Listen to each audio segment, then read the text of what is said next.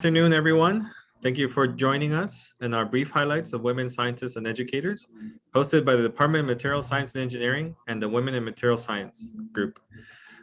We've had two sessions for this highlights of women science and educators on March 23rd, and then also today on March 30th. So our first highlight today comes to us from Sintu Rangpipi. Sintu, please go ahead and take over. I can advance the slides for you, but I'll let you go ahead and talk. Sure, thank you. Hi everyone, I'm Sintu and I'm going to highlight Dorothy Hodgkin, who won the Nobel Prize in Chemistry in the year 1964. She was one of the earliest pioneers in the field of protein X-ray crystallography, and some of her significant contributions involve the structures of biomolecules that can tackle infections, anemia, and diabetes. So this is a very famous quote by her in which she says that she was captured for life by chemistry and by crystals. So in the year 1935, she established her X-ray lab at Oxford and started working on the structure of the very complex insulin. But then World War II came and the urgency for the need of solving the structure of penicillin and antibiotic increased. So shifted her focus to penicillin and she solved it in 1945. Another molecule which is very significant in medicines is vitamin B12. And its deficiency is known to cause anemia, and it's known as one of the largest and most complex vitamins. She solved the structure of vitamin B12 in 1954, and it took her 8 years to complete that. Finally, in the year 1969, she completed the structure of insulin after 34 long years, and she described that moment as one of the happiest moments in her life. Can we please go to the next slide? So Dorothy's interest in crystals and in chemistry developed at a very early age of 10 years, and two childhood events encouraged those interests. One was a childhood vacation in which she analyzed a soil mineral called ilmenite, and another was reading a book called Concerning the Nature of Things by William Henry Bragg, which was a gift to her by her mother. So she developed an interest in chemistry, but in those days, in 1920s, studying science was a privilege reserved for boys. So she had to petition to study chemistry. And here in the bottom left is a picture of her chemistry lab class in which the only two girls were Dorothy Hodgkin and her friend Nora. They are seen at the very back of the entire class. Then she went to Oxford to study chemistry, and then her father was an archaeologist, so she was interested in archaeology as well. She tried to combine her love for chemistry and archaeology, and through one of the special classes, she was introduced to X-ray crystallography. Then she went on to obtain her PhD with J.D. Bernal, who was a pioneer in the use of X-ray crystallography in molecular biology. The picture of Dorothy and Bernal can be seen in the center image here. They are right at the center. Then in the year 1935, she started working at Oxford, and one of her famous students was Margaret Thatcher, who later became the first women Prime Minister of Britain. She was a chemistry undergraduate with her. Can we please move to the next slide? So apart from all her scientific achievements, she had a number of humanitarian achievements to her name. As she puts here, she believed in perfecting the world and trying to do everything to improve things. She was a lifelong advocate for world peace and campaigned against Vietnam War and nuclear weapons.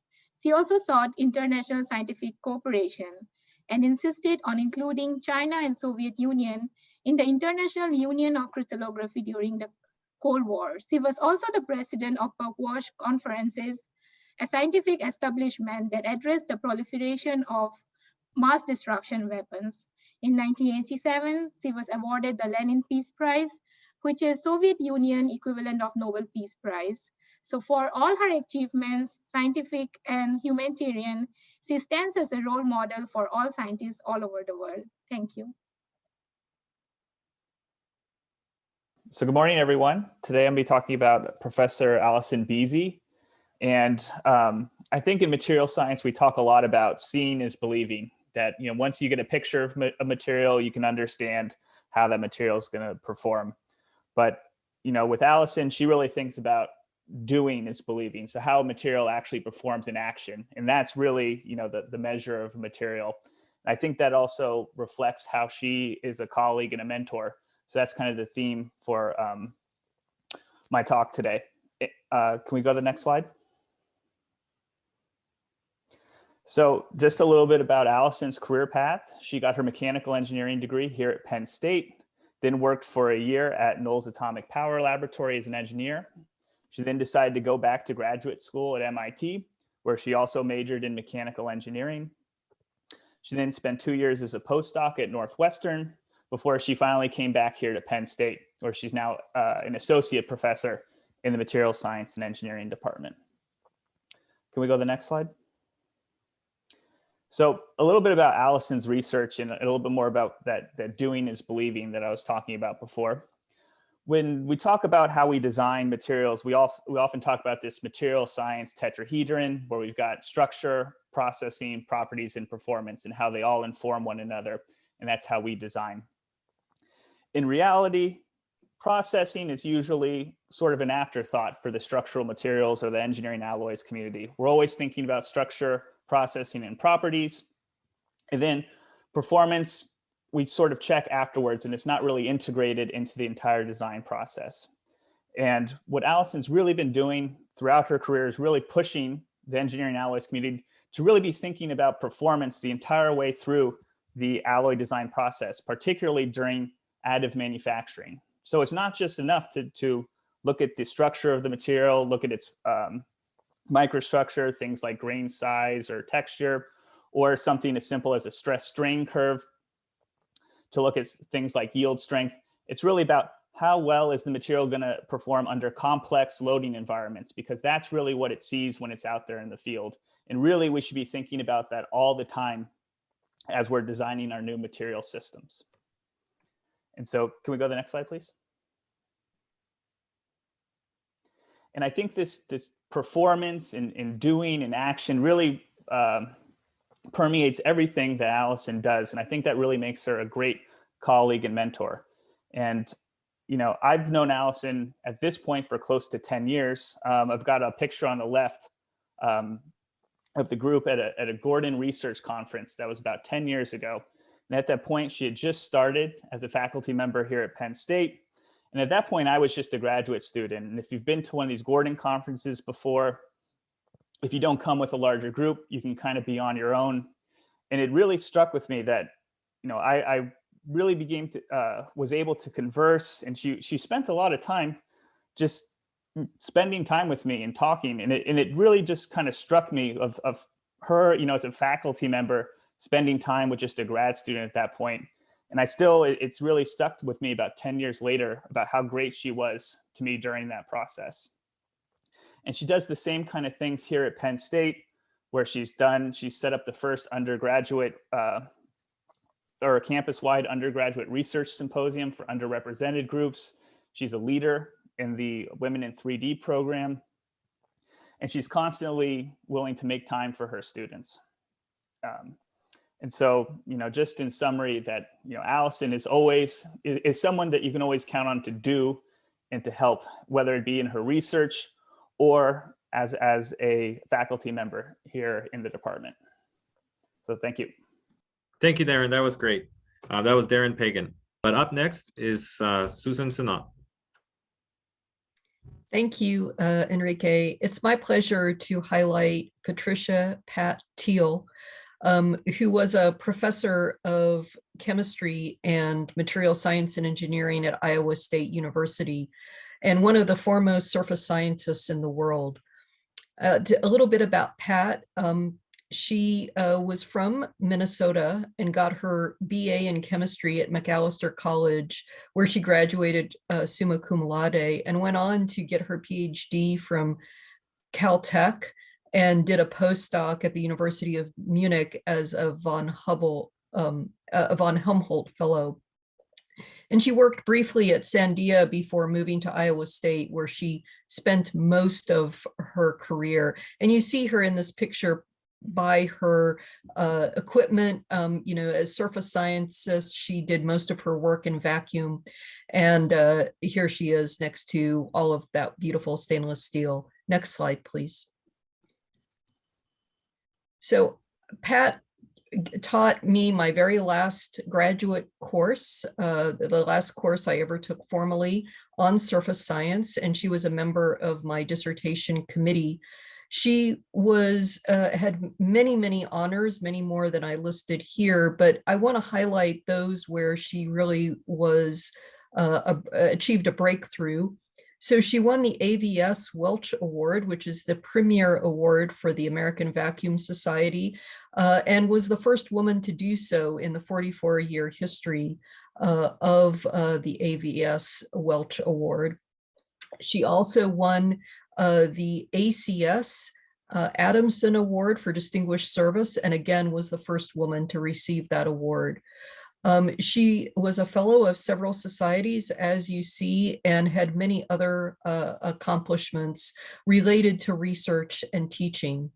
And I show here her two most highly cited papers just to illustrate the breadth of her surface science research. The first paper she published with Ted Matey, also a premier surface scientist, on the interaction of water with solid surfaces. And the second paper has to do with the evolution of thin metal films during epitaxial growth. So Pat was an expert on control and characterization of materials, especially metallic materials at the nanoscale and at surfaces. Next slide, please.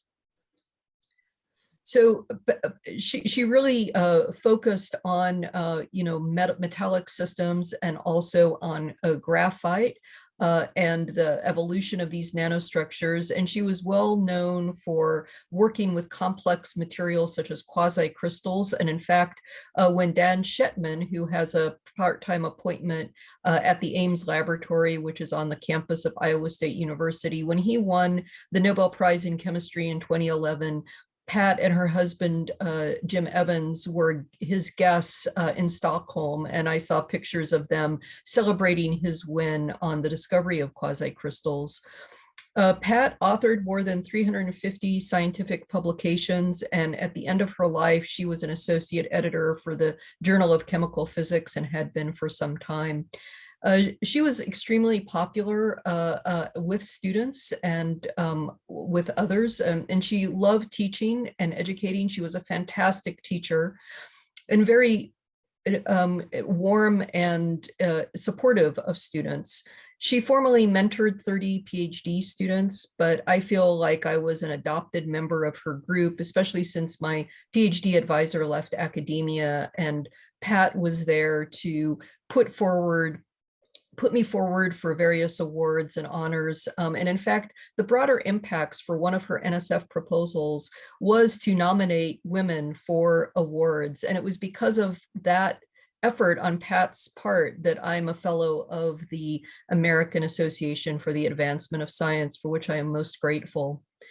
Pat has two daughters who are both engineers and of whom she was very proud, one of whom graduated from MIT with a degree in materials engineering and the other from Cornell in mechanical engineering. And Pat died of breast cancer, and in her memorandum, she had this message that I share here. Ever the scientist, Pat wanted to make sure that what she learned was passed on to others in the hope that it would help. So she died of an aggressive form of breast cancer that mammograms do not pick up. And so she wanted to share that with people and to say that 10% of all breast cancers of the type that she had are undetected. And so if you feel that something is not quite right, to explore other avenues of detection. So she's gone too soon, but still the impacts that she had on me and on others remain. So thank you for the opportunity to highlight Pat Teal. Thank you, Susan, for that great highlight. Next up, we have Alan Kimmel. Alan? Thank you, Enrique.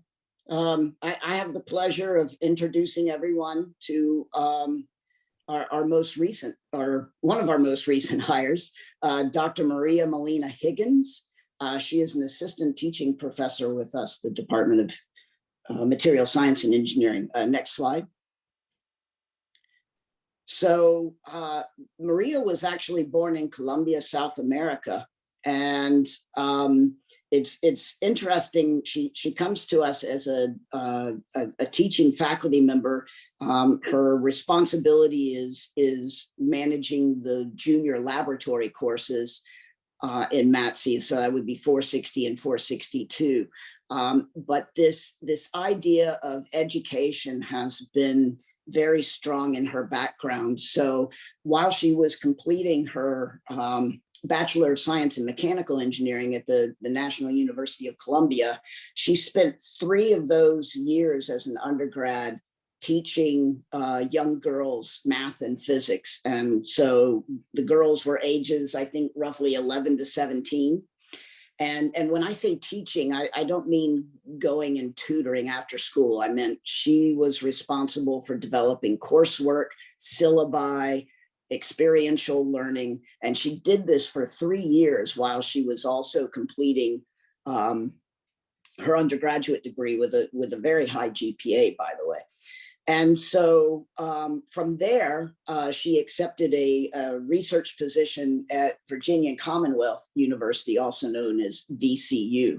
And while she was working on her PhD there in mechanical and nuclear engineering, she continued this aspect of engaging young people. She mentored both Girl and Boy Scout groups with respect to their engineering badges. She mentored high school students as part of the Dean of Engineering's initiative on engaging soon-to-be college students on research and things of that nature. And she had quite a few accomplishments during her time. Some of the highlights are she was chosen as the commencement speaker at graduation. So she gave the commencement speech for the entire College of Engineering when she graduated in 2019. She was a co-chair for student programming at the winter meeting of the American Nuclear Society. And so not only was she a chair and hosting that meeting, which took place in Washington, D.C., but while doing all of that work up front, she also gave 3 presentations at the same meeting, which to me is just mind-boggling. And then probably another one that I think is really cool is her thesis, her PhD thesis was actually chosen as the top award by the university as the top PhD thesis. But probably that, and all of those are really exciting, but the one thing that she was awarded that really was, to me, impressive, but really educational for me, was she became so the American Association of University Women awarded Maria an international fellowship. So next slide, Enrique.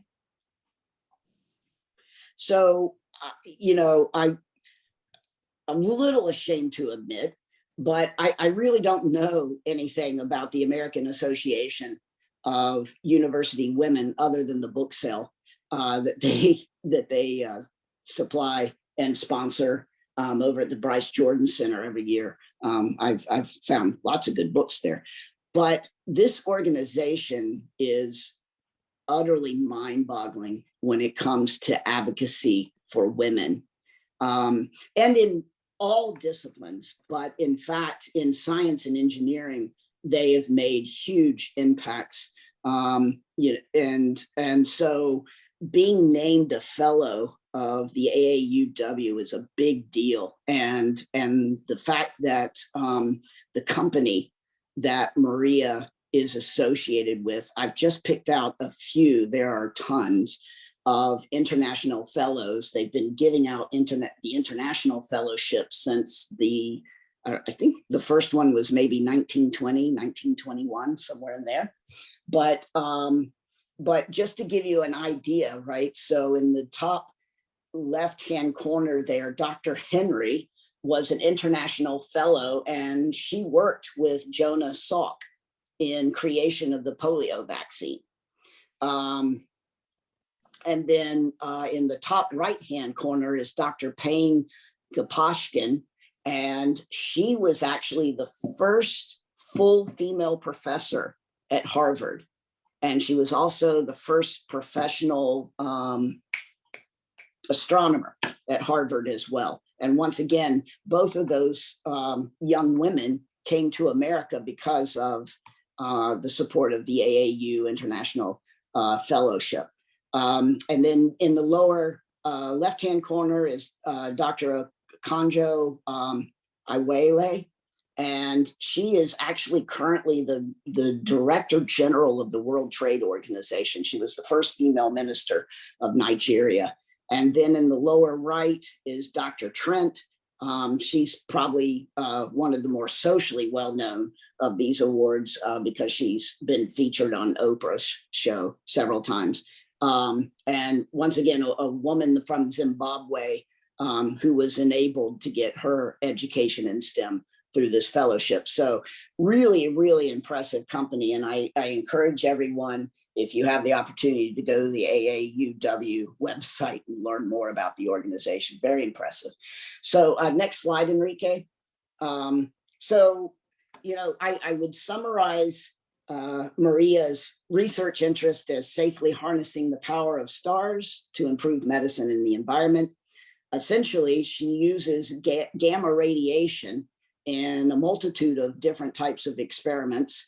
Some of her current interests are radiation protection. So this is interesting project of using nanoparticulate metal oxide particles embedded in a polymer matrix that attenuate the radiation that a medical person could be exposed to during radiation treatments of cancer patients and things of that nature. Of course, she also looks at radiation therapy for medical treatment. So once again, using these nanoparticulate particles to essentially trap the gamma radiation and then produce their own radiation, which can be focused directly into a tumor. And then finally, one of the more interesting ones is this idea of radiocatalysis for decreasing pollutants in water. So Maria's done quite a few experiments showing how the use of radiation and these nanoparticulate particles can be used to actually break down organic species into their fundamental parts.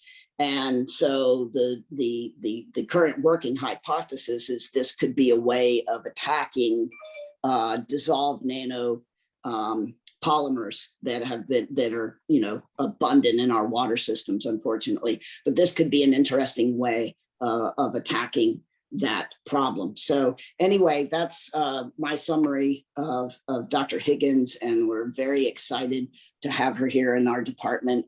Her enthusiasm is just through the roof. And yeah, so if you haven't met her, especially the grad students, I highly encourage you to strike up a conversation. She's a very interesting person. Thank you, Alan. Very nice. Next up, we have Mauricio Terrones. Mauricio? Yeah, thanks. So let me tell you a little bit about Nasim Alem, who's currently Associate Professor of Material Science and Engineering. So she started with her bachelor's in metallurgical engineering at Sharif University in Iran.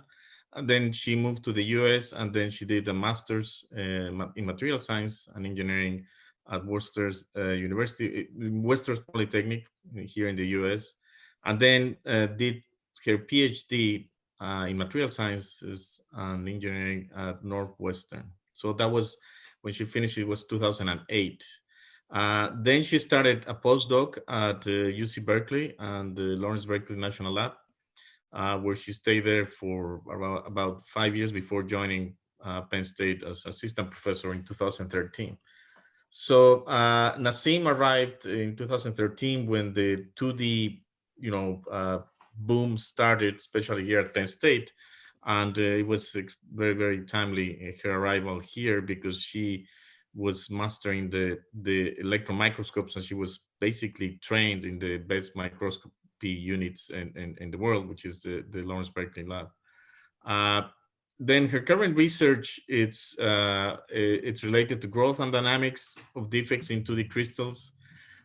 studies of new forms of carbon, and that includes these carbon nanothreads that were discovered by John Baring, and defects in low-dimensional systems, of course, in 2D, and understanding. She's really targeting trying to understand the physical chemical properties and mechanical properties of these systems, but also trying to have some insights into catalysis and energy applications. She's working as well on in situ TM and wants to understand the evolution of defects, edges, grain boundaries in these low dimensional materials under thermal or electrical stimuli.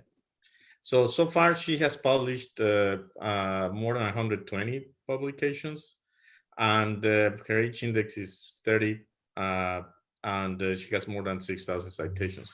So I think she's a very truly multidisciplinary scientist, because she belongs, of course, she's part of she's faculty at the Department of Material Science and Engineering, but at the same time, she's also, faculty at MRI, Materials Research Institute, and also she's part of the Center for Nanothread Chemistry and our MatSE here at Penn State. So she works with different groups, and it's always nice to working with her.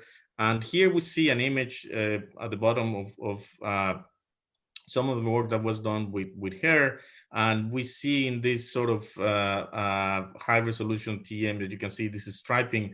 This striping are single atoms of tungsten and moly. So the brightest are the tungsten ones, and the moly are a bit lower in intensity. And then she performed different studies. Next slide.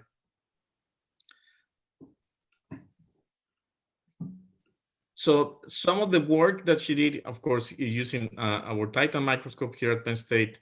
And what we see here on the top, it's moly, tungsten disulfide, let's say, doped with moly atoms. So where you see the red arrows, so at the bottom sort of image is, you can see the yellow arrows, and the yellow arrows are pointing to the moly. So that's when moly substitutes tungsten, and you can see the atoms there. But the work just found that there was a new type of defect that was a moly sulfur vacancy defect, which is the bottom. You see the moly and then the one sulfur vacancy. So this moly sulfur vacancy is very interesting because there was some strain here, and it's a new type of defect that was discovered by Nasim, right, and her group. And then here the moly atoms are shown to have lots of strain, especially because they have this moly sulfur vacancy defect. So that sort of that paper has several citations, and this is some work that, of course, we did together with her, but she elucidated this new type of defect. Next slide. So here is another paper that I think it has several citations, and this is related to grain boundaries. So you can see two different types of grain boundaries in tungsten disulfide, and you can see this is called this strain field mapping, and you can see the red sort of dots that are under different conditions.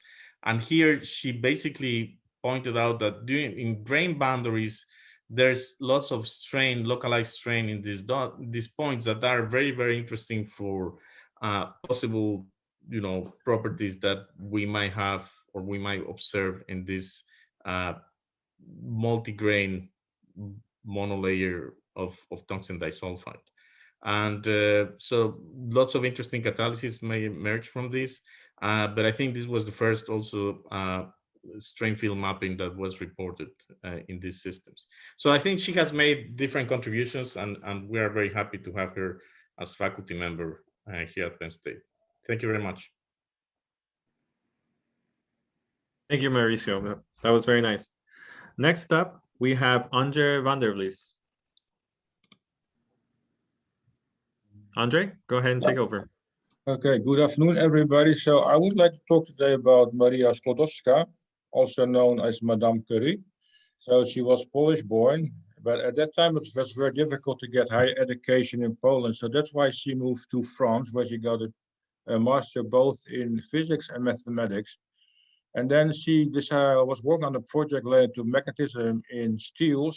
And then she was looking for a lab space where she could do the project. And then she ran into Pierre Curie, which she fell in love with. And Marion advised she in the end became Madame Curie.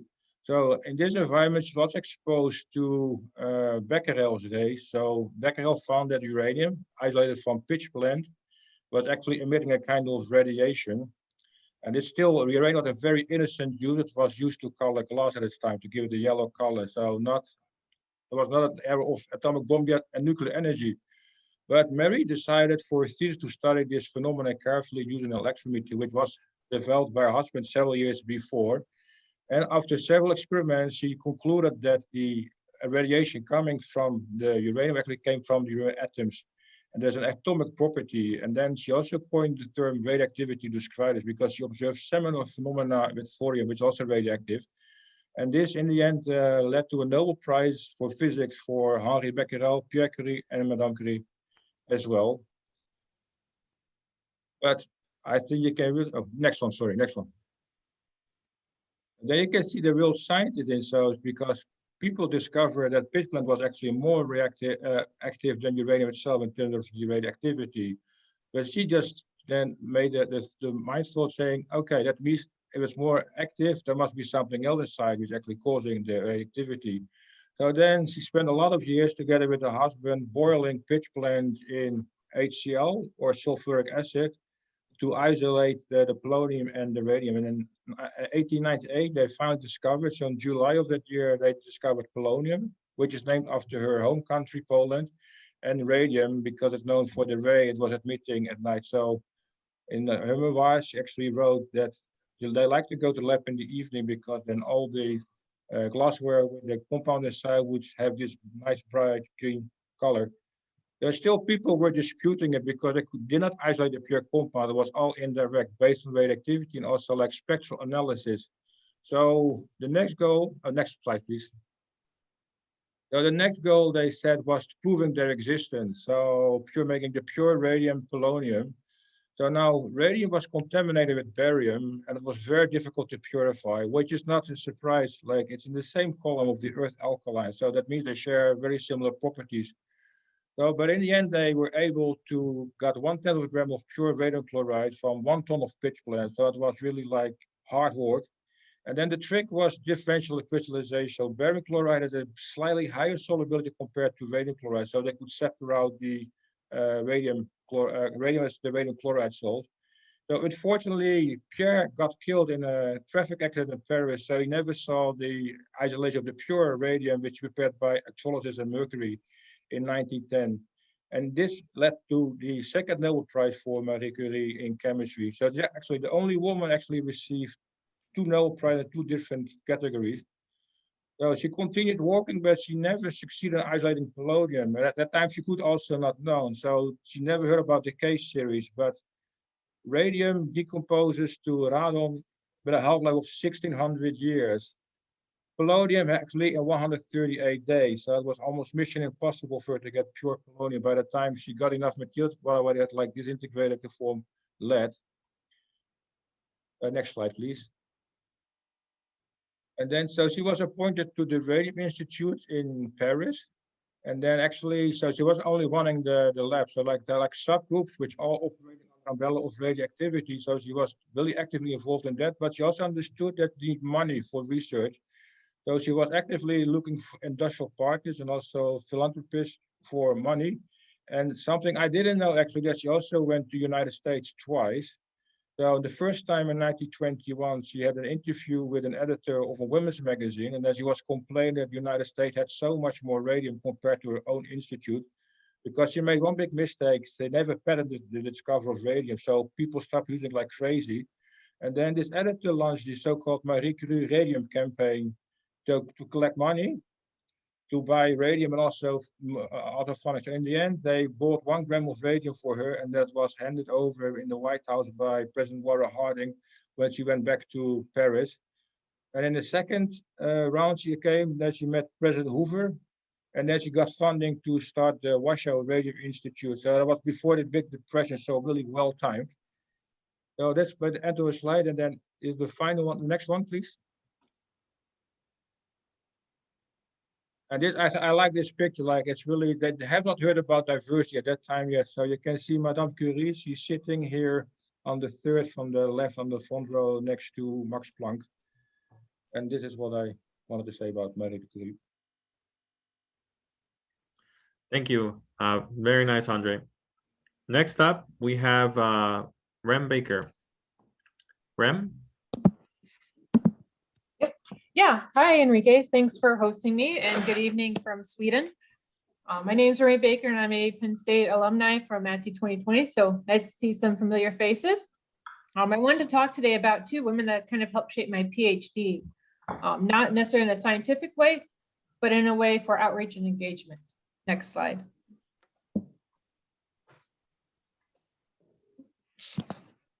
So these two women you might be very familiar with, and if you haven't been, they're Kristin Dreyer and Dr. Tiffany Matthews. They're the outreach coordinators for the Materials Research Engineering Center at MRSEC. So they are the ones that have been in charge of coordinating among all the graduate students, making sure that they fulfill all their outreach criteria if you are a MRSEC student. But they also, on a larger scale, coordinate a lot of other activities outside of MRSEC. Next slide. So you'll see these women periodically show up at the APS, at MRS, at ACS as well, where they have run booths, trying to demonstrate all the outreach and research that's being done on the behalf of MRSEC at Penn State. There are also, you'll see them with the RETs. So they actually help coordinate this with getting teachers inside the labs here at Penn State so that they can do their internships with graduate research students and actually see the science that's being done at Penn State and take this back to their students. On a very similar note, they also happen to run Nano Days teacher workshop that goes on every single year at Penn State.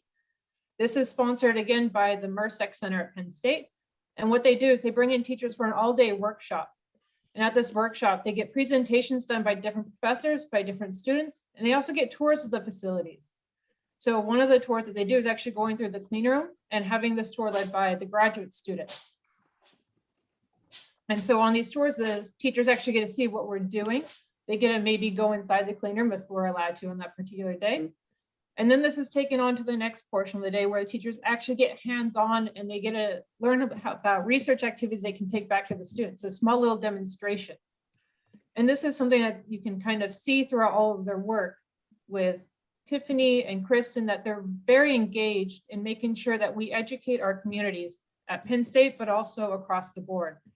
And they try to target different audiences, teachers being a specific one, but they also look at, for instance, Penn State alumni when they've come through from older generations, but also we start looking towards the next generation of scientists.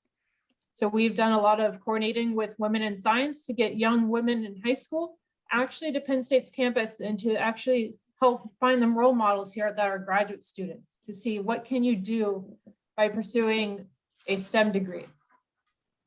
We also even go a little bit further and try to capture students when they're a little bit younger. So the picture on the bottom right is from one of the middle school tours that I did during my PhD, where we bring in high school students. They get an entire facility tour of the MSc, and they get to see what we do from fabrication to characterization. And these tours are all organized by Tiffany Matthews and Kristin Dreyer. So next slide.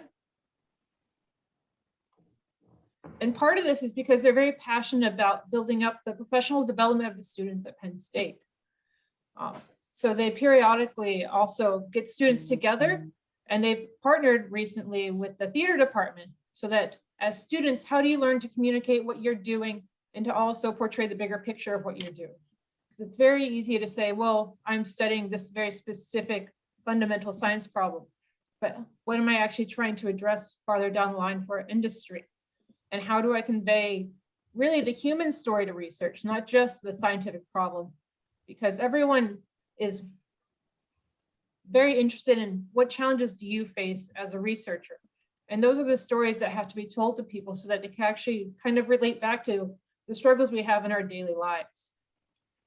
And this was something that I've kind of carried through into my own personal career as well, of we have a problem. How do we solve it? But then how do you tell that story so that people understand all the challenges that your team has gone through so that they can solve the problem?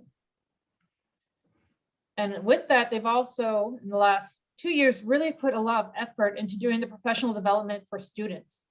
So they brought in people from industry, recent graduate students, or even outside people to come in and talk about, okay, what sort of career paths are you interested in? And how do you get there? What steps do you need to take? And they've also done with this workshops for students of, if you've never put together a CV before, how do you? Or do you need feedback on your CVs because you applied for jobs and you've not gone back, you've applied for scholarships, not heard back? Let's put you in contact with some people that can give you feedback. We've also done interviews as well with students to prepare them for the next steps coming up. Because your research is just a small portion of what you do at Penn State. And it's really part of developing all the soft skills needed to succeed later on. They've also been very passionate about, with students, making sure that you have the ability to actually find scholarships and fellowships as well.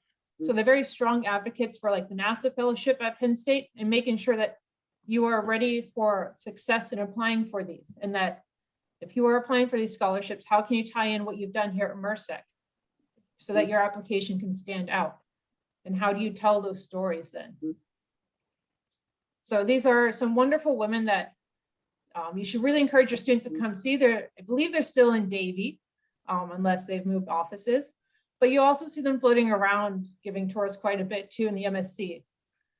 And I would highly recommend having your students go through and talk to them and see what sort of outreach opportunities they can get involved in. These are things that your students will remember from their PhD, but also continue to carry on throughout their careers. So can't say enough good things about Tiffany Matthews and Kristin Dreyer for helping to shape me as a woman and many other students at Penn State.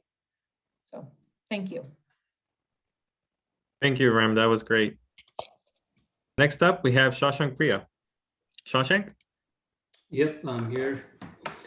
So this is about Xiaotian Li. She's a young assistant research professor in my group.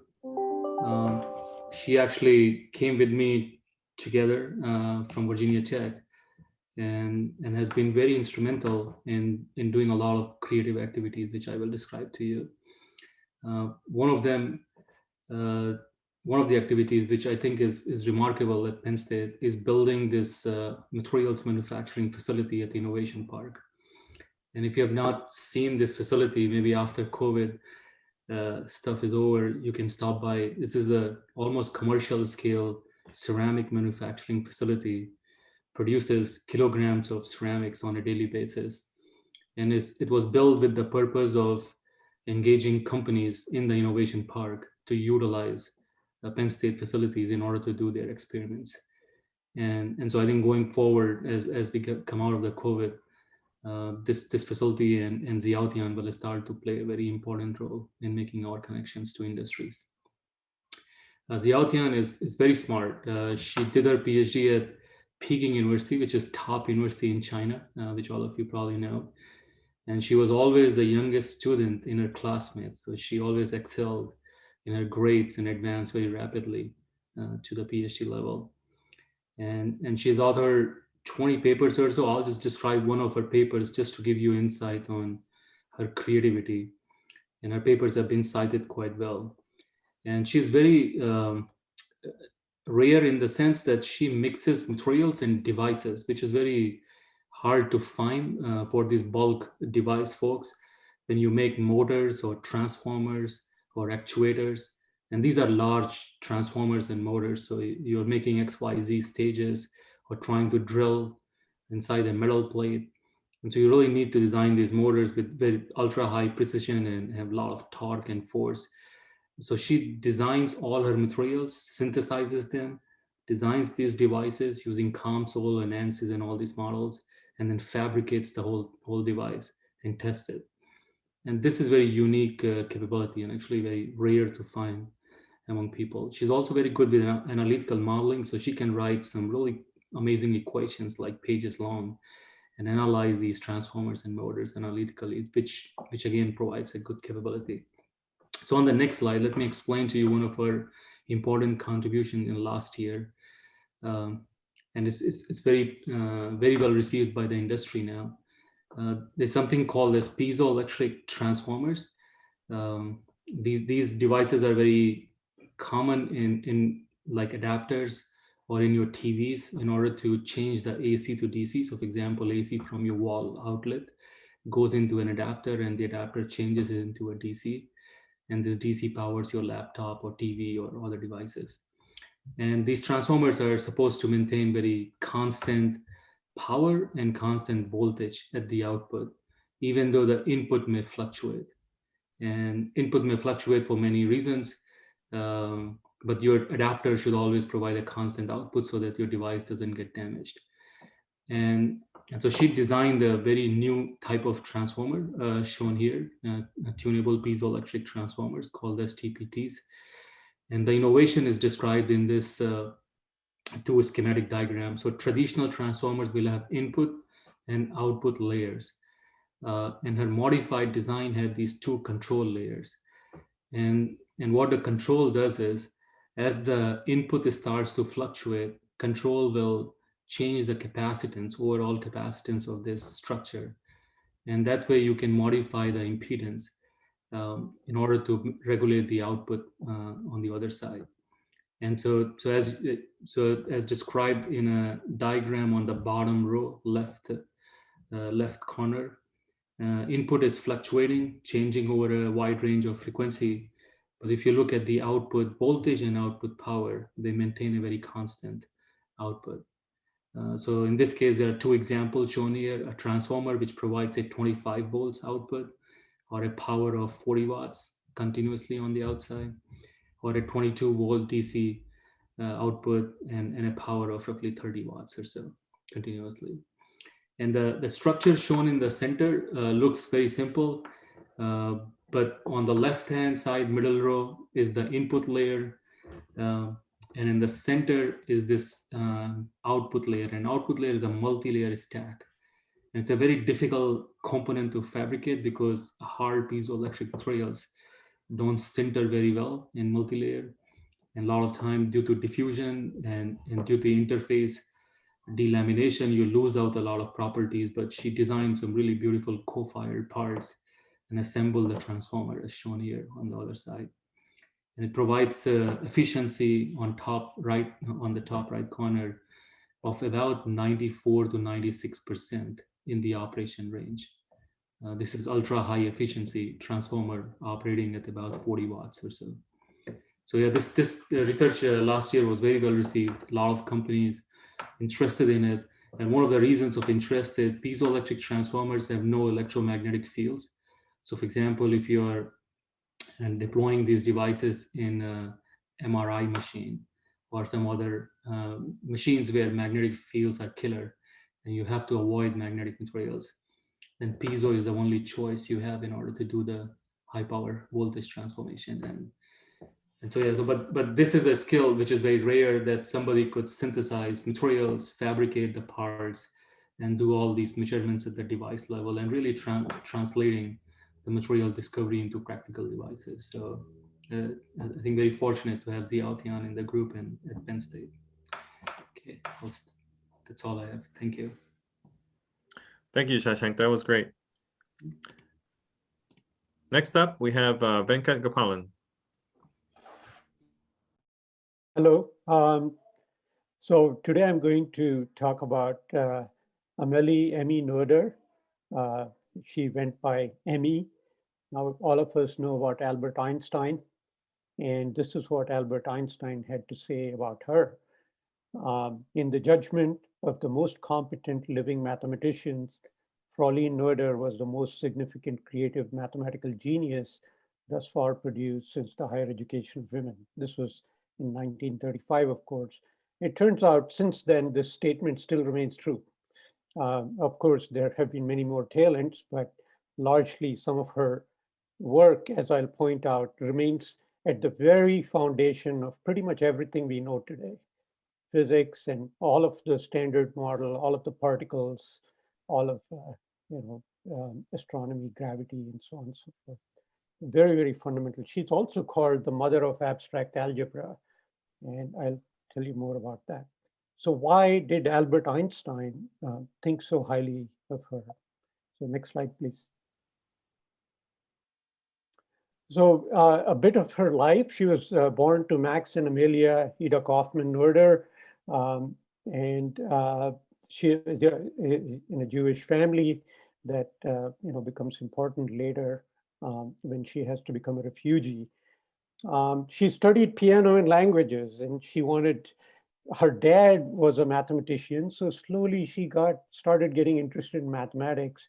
Although she had got a degree to teach French and English, she started moving more and more towards mathematics.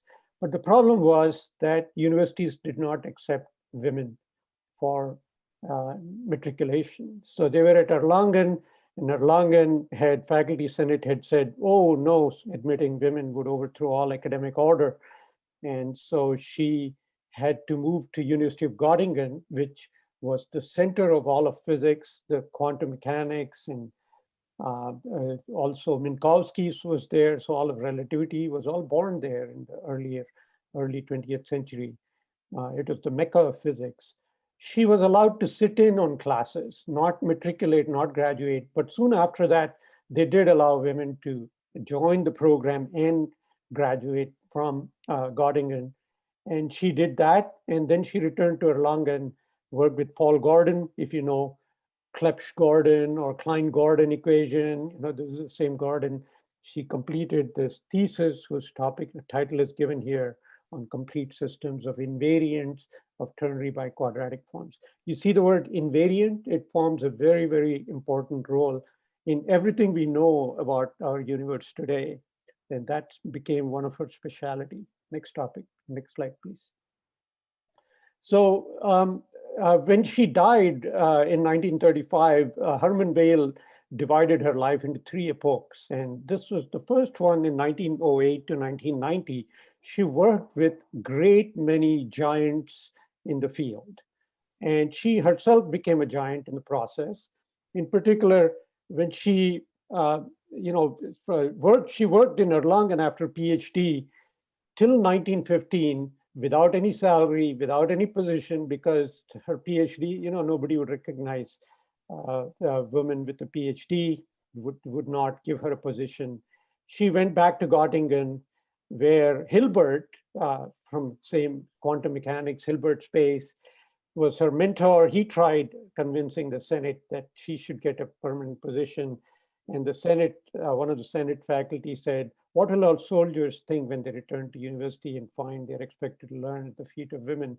And he is apparently, he replied that the Senate is not a bathhouse, it's a university. But nonetheless, he could not sway the Senate. She was not allowed in, she didn't get a position. So they got creative, and he made her his assistant. He would list a course under his name, but let her teach it. And so she did that, and again, with being a sidekick. But Albert Einstein visited. He had just finished his general theory of relativity. Everybody jumped on it, but they had a problem.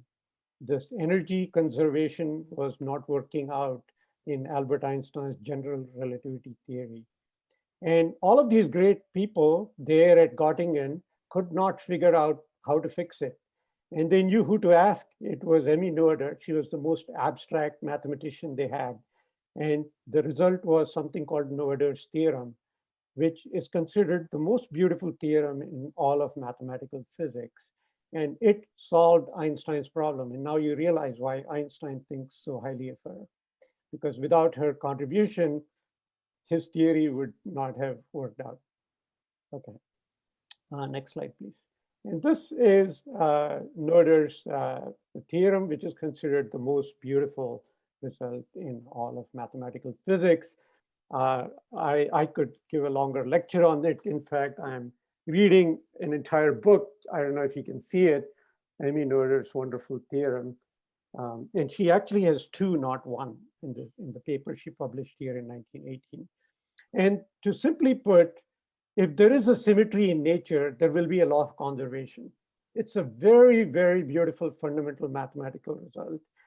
For example, the fact that laws of physics don't change from today to tomorrow ensures that there's something called energy that is conserved. So energy conservation, we use it all the time. It comes from this idea that laws of physics don't change from time to time, from day to day. Similarly, if laws of physics don't change from one position to another, from here to Texas, that means momentum is conserved. So law of conservation of momentum comes from that. Law of conservation of charge comes from something she revealed from her theory called gauge symmetries. It's at the fundamental level, the structure of all of the standard model. You might see people with t-shirts with the long Lagrangian, the L here, that describes everything that we know, right, in the universe. So all of the conservation laws, all of the symmetries, they are connected beautifully by this Noether's theorem. Okay, next slide, please.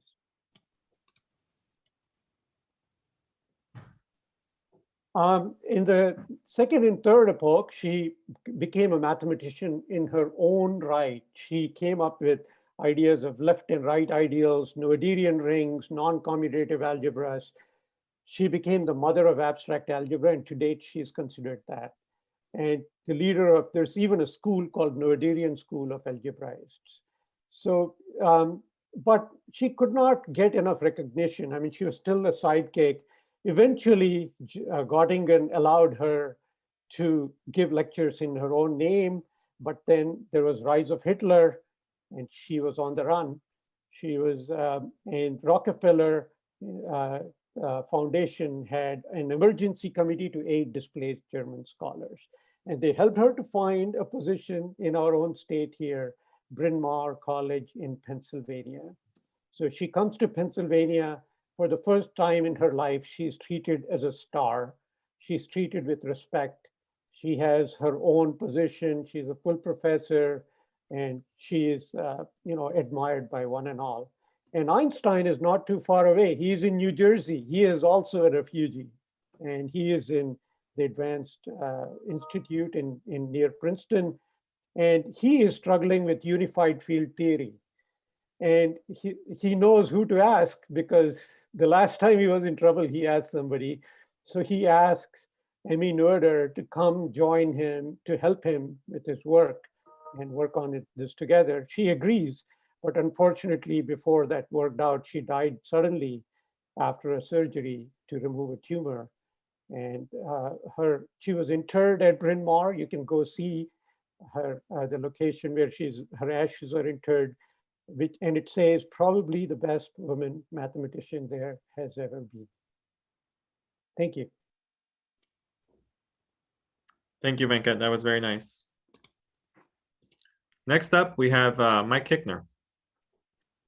Thank you very much, Enrique. It's my pleasure to introduce Professor Urara Hasegawa's work on, and I'm going to highlight one important paper which has been published recently in Polymer Chemistry. And what Professor Hasegawa did is she made polymers that release hydrogen sulfide. And if you're familiar with hydrogen sulfide, or H2S, you generally stay away from it because it's a poisonous gas. It's why we have toxic gas alarms and toxic gas cabinets in the lab. But Professor Hasegawa's insight was that cells also use H2S. And what they do is they use H2S to signal this process called angiogenesis, or the formation of blood vessels. And so the real genius of Urara's work is to train polymers to communicate with cells using these small gaseous molecules like H2S or NO or CO. It turns out that, we think about drugs as these big, complicated molecules, many steps to synthesize, or other types of complicated RNA-based vaccines, as we're talking about now. But there's a lot of work that small molecules do, and that's what Urara has focused on. Maybe just click for the animation, Enrique. Okay, so I know that you're all excited about this polymer synthesis diagram. I am too. and this was published in Polymer Chemistry in 2020. And what Urara did was she used RAF polymerization to make a block copolymer. And so the two blocks, you can visualize them as one block with that's a little bit hydrophobic and one block that's a little bit hydrophilic. And so this is a multi-step synthesis where these block copolymers are formed. There's deep protection of one of the monomers. And then what Urara did was she connected this dithiolithione. And you notice that that circled molecule there, or this dithiolithione residue, has a lot of sulfur in it. And it turns out that this molecule has been known as a H2S releaser for quite some time. It's used in anti-cancer drugs. It's used in other sorts of therapies. But now what Professor Hasegawa has is a polymer and a block copolymer that will release H2S. And in a couple slides, I'll tell you about that process. Next slide, please, Enrique. First, about Professor Hasegawa. For her work in polymer chemistry in the paper that I was just talking about, she was awarded the Polymer Chemistry Author of the Month. And so there's some stats here along with her photograph. And she joined us in at Penn State this last year as an assistant professor. And I see her and her group around Steidel Building with the polymer crew. So Professor Hasegawa started her education in Japan, where she's from, at Waseda University, which is the most famous private university in Japan, right in Tokyo. I suggest you go check it out if you ever have the chance. And then she worked for a time at EPFL in Switzerland, which is also a very well-known place for polymers and soft material science. And then finally, she started her academic career at Osaka University as an assistant professor. She went from Osaka to Kansas State University, and then finally to us at Penn State. Professor Hasegawa has co-authored more than 45 peer-reviewed papers and also received her National Science Foundation Career Award, one of the most important awards for an emerging investigator in 2020. And there's a lot of cool things in this interview. That's why I gave the hyperlink there. But the one thing that stuck out to me was the question that was proposed to Urara: what would you choose if you weren't a scientist?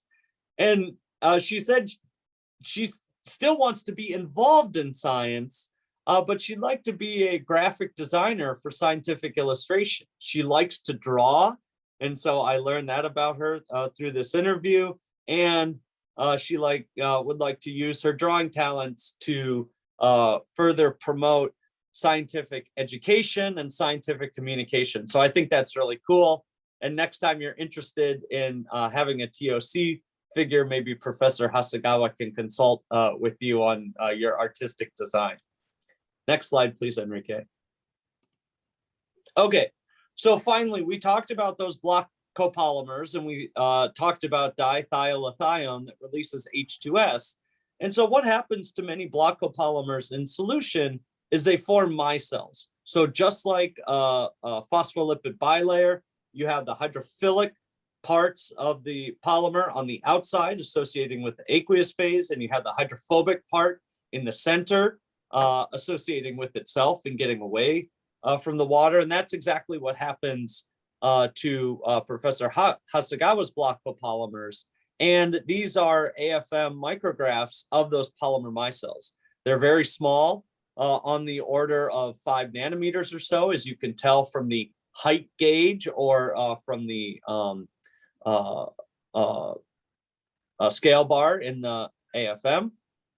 But these micelles are small enough that they go into living cells, or they go into cells that are going to start to promote angiogenesis.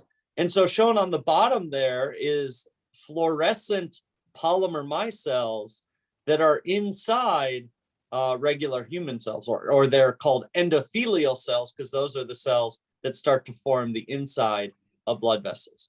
And so if you get a polymer micelle into an endothelial cell, and then that polymer micelle starts to release a little H2S. It tells the endothelial cells, now it's time for making blood vessels. And so you can see this experiment in the upper right, that the fluorescence intensity is related to the release of H2S. And so by designing different flavors of polymers, and they're just called 8A, 8B, and 8C, but basically they have different amounts of H2S in them, you can cue different levels of H2S in the cells. And so what Professor Hasegawa has done is she's taught both polymers about H2S, and she's using H2S in a very unique application in terms of cell signaling with small molecules. And that's really facilitated by her knowledge of polymer synthesis, her knowledge of organic chemistry, and the smart application of those skills in biomedical science and really doing the analysis and the biology to prove that her biomaterial is working as designed. So that's all I have for you. And I encourage you to get a hold of Professor Hasegawa, especially if you have any art or polymer chemistry questions. I'm sure she'd be happy to talk about either. Thank you very much. Thank you, Mike. That was great. We have one more highlight today, and I'll be giving it. My name is Enrique Gomez, and it is my pleasure to highlight Danielle Hickey. Danielle got her bachelor's in chemistry, but also not only a bachelor's in science and chemistry, but also a bachelor's in arts and Russian language and culture from Duke University. She then did a PhD in chemistry at UPenn, and then did a postdoc in Minnesota with Professor Mokyon. And she's now an assistant research professor at Penn State. Danielle has been very successful in publishing. She has publications in Physical Review Materials, ACS Nano, Nature Materials, Nature Communications, et cetera, many high-profile journals. She has various awards, like she's won the Best Research Poster Award, for example, at the 2015 Annual Review of the Center for Spectronic Materials, and she's won an UPenn Ahmed Sawell Fellowship. Danielle has also won a Fulbright grant, or she won a Fulbright grant to the Russian Federation back in 2007 to go work at the Institute of Protein Research for some time. And so that was a very interesting experience, I bet, because she got to combine both her BS in chemistry as well as her BA in Russian through that experience. And it turns out that she got to travel in the Trans-Siberian Railroad, which must have been an also memorable experience. But Dr. Hickey has done a lot of very nice work. She's really an expert on self-assembly of nanostructures, as well as on the atomic structure and defects of both topological insulators and 2D materials. So if I start over here on the right, this is just a quick highlight of a couple of her papers. One, this paper in ACS Nano, where she basically synthesized these copper indium selenide tetragonal bipyramids, and then showed that she could self-assemble them into these beautifully oriented, crystallographically oriented thin films. And so this is a really clever paper. This is really nice, clever work in a way in which you can control the self-assembly of nanostructures. And then that's one of the things that Dr. Hickey is really an expert in understanding how you can basically synthesize these types of materials and then arrange them in special ways.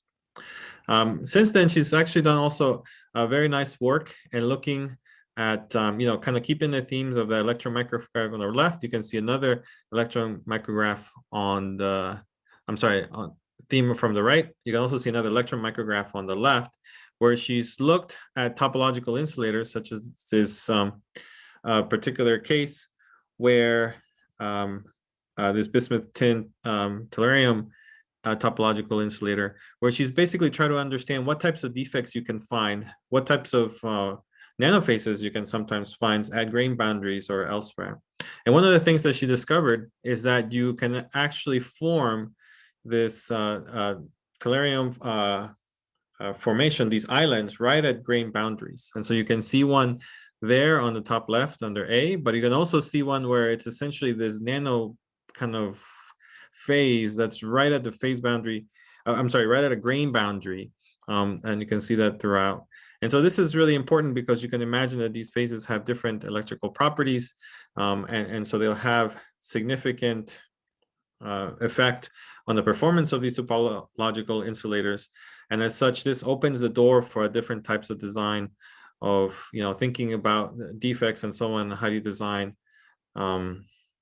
these topological insulators with that in mind, in a way to control the formation of defects. And here's another example of how really Dr. Reifsnyder Hickey is really a leader in understanding defects in some of these materials. This is an example of looking at tungsten sulfide monolayer films. So they look something like on the top right, you can kind of see the light regions inside of that circle. It kind of looks like, those are basically crystallographic oriented grains that are essentially, that are 2D materials, so they're single layer, and they're fusing together. You can see how they're coming together, specific grain boundaries. That's why it kind of looks a little bit patchy. But she's really the leader in thinking about what kind of defects you can find in those types of materials. In particular, for example, when the two grains come together, she's begun in working and classify them, what types of defects you can see. And I really found pretty interesting one of the things that she did here, where she was looking at basically large number of facets, right? So often in microscopy, one of the challenges is that you don't necessarily know whether that one image, for example, they're showing on publication is truly representative. But what she's done is she's moved beyond that, where she's looked at more than 13,000 facets in these high resolution TM images to show which grain boundaries dominate. And in that respect, she can get an idea of what type of things you're expected to see in these emerging 2D materials. And in particular, in tungsten sulfide, I believe she is really at the forefront of identifying these translational grain boundaries that can occur in these types of materials. And so she's truly an expert. We are really fortunate to have her at Penn State, but she's truly an expert in high resolution electron microscopy and understanding not only self-assembly of nanostructures, but also understanding the types of defects that occur in these types of emerging materials, such as topological insulators and 2D materials. So that concludes our webinar today. I very much appreciate all of the efforts of the panelists for highlighting various folks. I appreciate the attendance of all of you. Thank you very much, and enjoy the rest of your day.